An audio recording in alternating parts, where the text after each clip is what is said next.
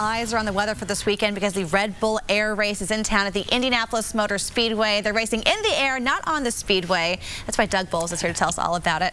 What can we expect as fans head to the speedway this weekend? Yeah, I still can't get over, and we had it last year, I still can't get over just watching planes take off and land at the speedway and they're hangared there, right? We're an FAA-controlled airfield, and just seeing those planes there, even before they race, is worth coming out just to see it because it's just so unique, right? To see planes come right over the grandstands and land. Yes. But then they're racing like 65 feet off the ground, 230 miles an hour through these pylons. You could see the entire course from the Turn 3 and Turn 4 grandstands. It is just a cool way to end the racing season at the Speedway with airplanes. Well, I think it's awesome. Does it speak to the thrill seekers that love car racing that also maybe might like plane racing? So there's a little bit of that. I think what struck me the most about the audience last year was how many families came. There were a bunch of people with kids that were into airplanes, and then a lot of aviation enthusiasts because we don't have an aviation show really here right now.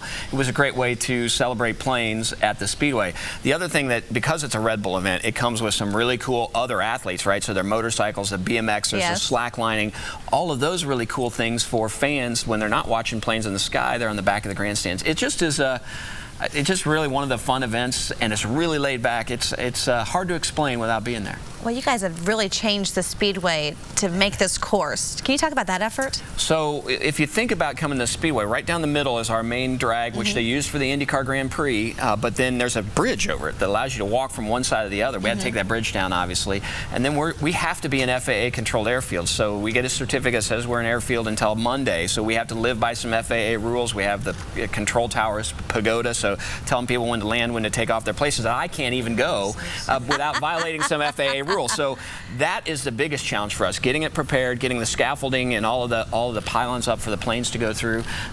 But it's a lot of fun. Second year round's a little bit easier this time. The Red Bull team that comes in and does it is fantastic, and then our ops team puts together their components of it. So it's a little bit of a conversion. Then as soon as that's over, we start getting ready for Lights at the Brickyard, which is coming up this fall. So we have to start building those 2 to 4 million lights. I can't remember what our number is. Just a couple. Yeah, it's crazy.